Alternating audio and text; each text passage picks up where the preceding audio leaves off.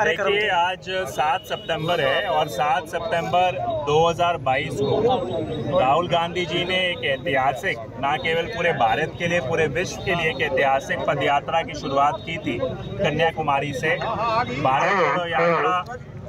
और उस भारत जोड़ो यात्रा के माध्यम से उन्होंने जो ज्वलंत मुद्दे हैं देश के, चाहे महंगाई हो, बेरोजगारी हो, जिस तरीके से हमारे देश के प्रजातंत्र को खंडित किया जा रहा था, उनके खिलाफ अपनी आवाज़ को बुलंद किया था।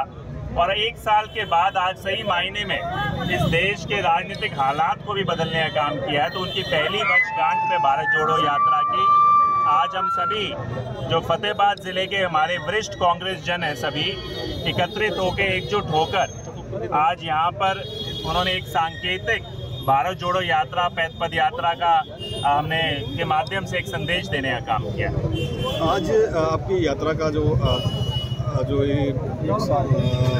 1 साल पूरा हुआ है, उस पे आपने आज जिस प्रकार से संगठन का एक अपील भी की है कि अनुशासन की, लेकिन अनुशासन की नज़र नहीं आया।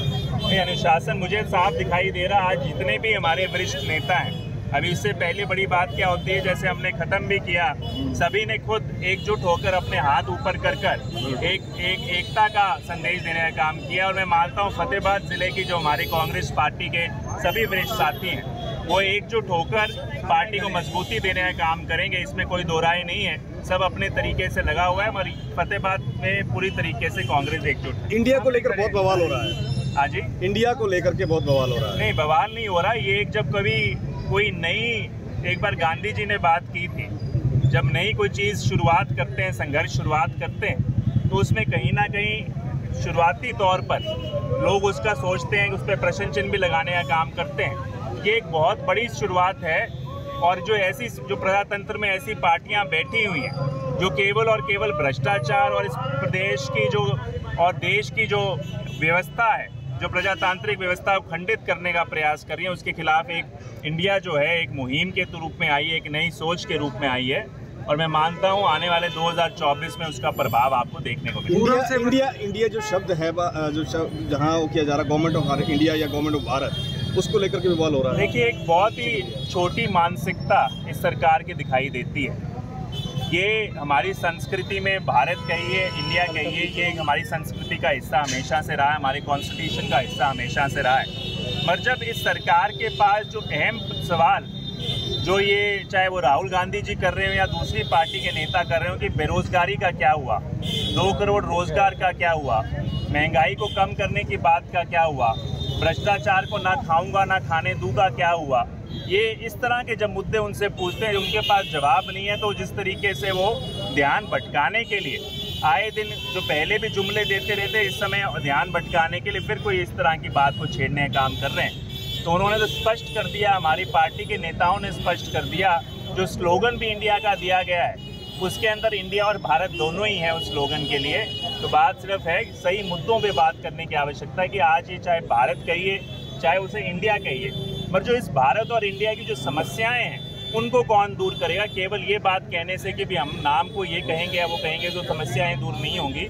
आम आदमी जो हर एक नागरिक है इस भारत इंडिया का, उस नागरिक के लिए आपने क्या किया ये बताने। तो आप इंडिया का समर्थन करते हैं या भारत का समर्थन? देखिए, मैं एक सोच का समर्थन करता हूँ। मुद्दा मैं वही कह रहा हूँ, मीडिया सही मुद्दे नहीं उठा रही, जिसके कारण आज ये जो दुकानदार हो, व्यापारी हो, कर्मचारी हो, किसान हो, मेरे क्षेत्र में जब जमाल गांव में आपने देखा लोगों को टंकी पे चढ़ना पड़ा, किसानों को, हम उस मुद्दे को उठाना है। आज हमारी टेल तक पानी नहीं पहुंच रहा, आज युवाओं के पास रोजगार नहीं हो रहा, आज बीमा के नाम पर जो ये कंपनियां लूट फसूट कर रही हैं, आज हम उन पे चर्चा करें कि ये मुद्दा इस भारत और इस इंडिया के अंदर क्या हो रहा है, उसको कैसे अंश लगाया जाए। तो एक सोच में बदलाव की जरूरत है, नामांकन में बदलाव की जरूरत नहीं, सोच में बदलाव की जरूरत। ऑब्जर्वर आ रहे हैं, तो क्या उद्देश्य रहेगा ऑब्जर्वर का? नहीं, देखिए, एक प्रजातांत्रिक पार्टी है हमारी, जहाँ पर दूसरी पार्टी अपने आप ही लिस्टें और बंद कमरों में कर दिया करते हैं। यहाँ एक प्रक्रिया का संचालन किया जा रहा है। आज सिरसा के अंदर भी है, हर एक व्यक्ति से अपनी मन की बात मानी जा रही है और जो भी आपका राय मशवरा होगा उस राय मशवरा को हाईकमांड तक भेजने का काम किया जाएगा। और उसके बाद हाईकमान जो संगठन की जो प्रक्रिया है बहुत तेज़ी से चल रही है।